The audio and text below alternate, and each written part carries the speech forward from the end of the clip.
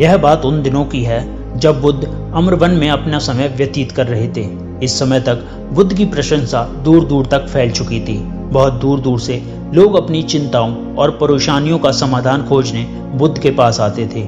ऐसे ही एक दिन जब वह धर्म में अपने शिष्यों को प्रवचन दे रहे थे तो एक अधेड़ उम्र का व्यक्ति अपने 20-21 वर्ष के पुत्र को अपने साथ लिए बुद्ध की तरफ चला आ रहा था।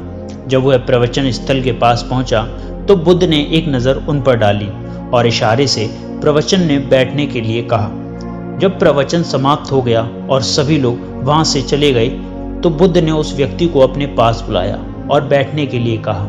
वहां चारों तरफ हरियाली छाई हुई थी। मौसम बहुत सुहाना था और तरह तरह के पक्षियों की आवाजें गूंज रही थीं। ऐसा नज़ारा देखकर उस व्यक्ति को अंदर से असीम शांति महसूस हो रही थी।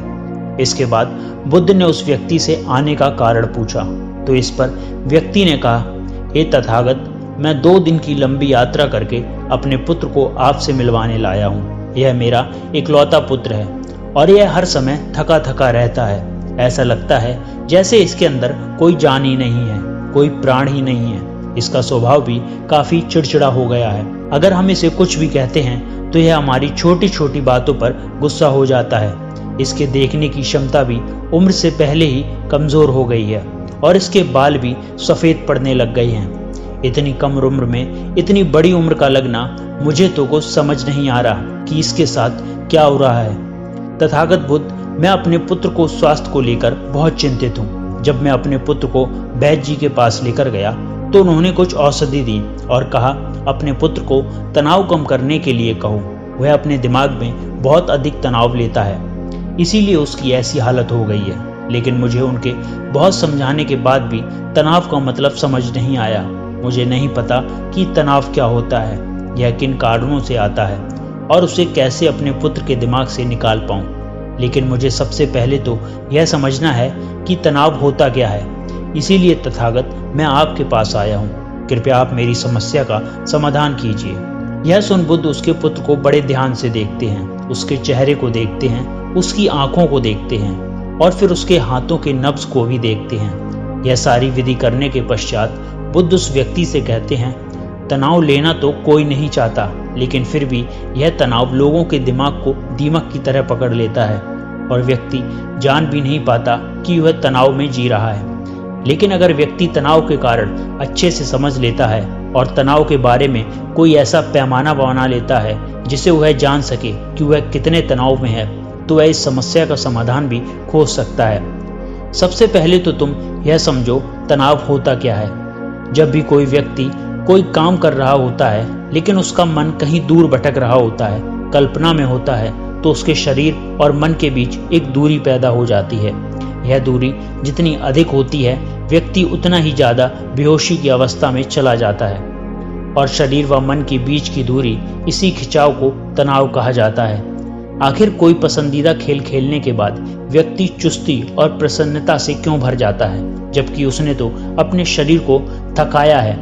लेकिन समझने वाली बात यह है कि खेलते समय मन और शरीर एक साथ पूरी तरह से उस खेल में केंद्रित होते हैं, जिससे शरीर और मन के बीच दूरी पैदा नहीं होती और तनाव पैदा नहीं होता। और अगर दिमाग में कोई तनाव था अभी तो वह दूर हो जाता है। लेकिन इसके विपरीत जब हम कोई ऐसा काम करते हैं जो हमें पसंद नहीं, तो हमारा शरीर उस काम को कर रहा होता है लेकिन हमारा मन कहीं दूर कल्पना में भटक रहा होता है, जिससे शरीर और मन के बीच एक दूरी पैदा हो जाती है और तनाव ने जन्म ले लिया।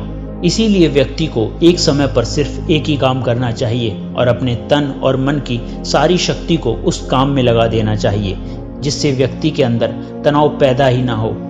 इसके बाद बुद्ध ने कहा, तनाव पैदा होने के मुख्य कारण होते हैं और जिसने इन कारणों को समझ लिया वह जीवन भर तनाव मुक्त रह सकता है। मुख्य कारणों में सबसे पहला कारण है अति महत्वाकांक्षी होना। अति महत्वाकांक्षी होना अच्छी बात है, लेकिन क्या कभी आपने इस बात पर ध्यान दिया है कि इंसान के लक्ष्य कभी पूरे ही नहीं होते।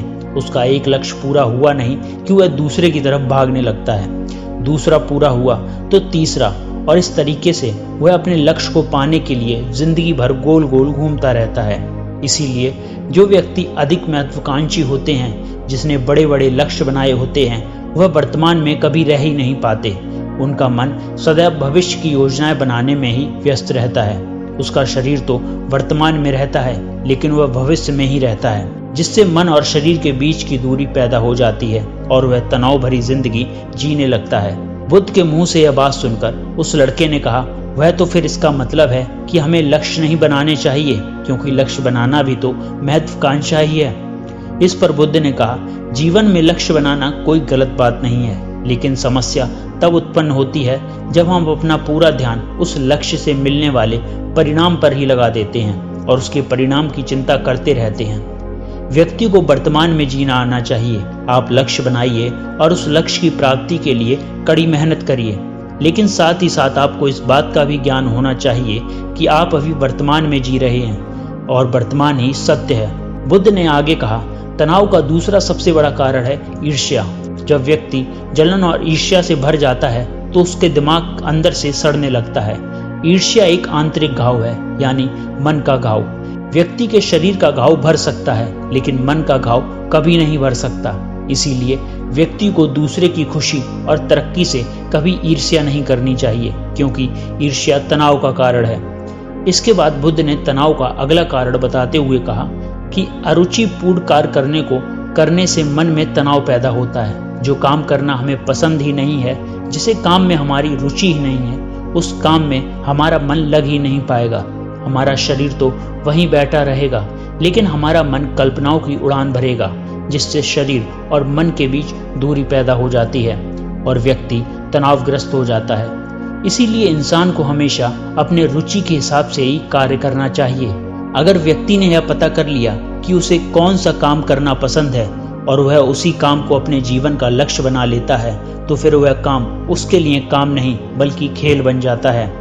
लेकिन दोस्तों, अपने पैशन को फॉलो करो, यह कहना जितना आसान है उतना ही मुश्किल है। अपने असली पैशन को फाइंड करना, क्योंकि आजकल ज़्यादातर लोग सोशल मीडिया और अपने फेवरेट सेलिब्रिटी से इन्फ्लुएंस होकर किसी भी काम को अपना पैशन मान लेते हैं और फिर थोड़े दिनों तक प्रयास करने के बाद उसे बीच में ही छोड़ देते हैं, क्योंकि यह उनका पैशन था ही नहीं, और इस तरीके से वह अपना बहुत कीमती समय और ऊर्जा बर्बाद कर देते हैं। बुद्ध ने कहा, तनाव का चौथा कारण होता है किसी दूसरे से अपेक्षा रखना।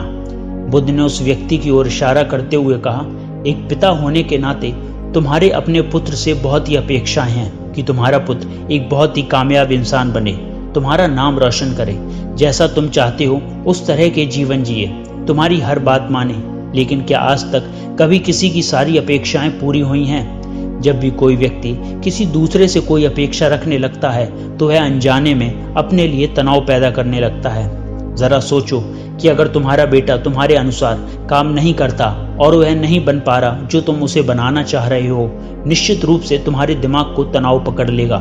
तुम तनाव से भरा जीवन जीना शुरू कर लोगे और इस तनाव के वश में आकर तुम ऐसा व्यवहार करोगे, ऐसी बातें करोगे कि तुम्हारा अपने पुत्र के साथ संबंध और भी खराब होता चला जाएगा। इसीलिए व्यक्ति को जितना हो सके उतनी कम अपेक्षाएं दूसरों से रखनी चाहिए, और अगर पूरी तरह से तनाव मुक्त रहना है तो दूसरों से अपेक्षा रखना ही बंद कर दो। इसके बाद बुद्ध ने कहा, किसी शारीरिक कष्ट भी इंसान के तनाव के कारण हो सकता है।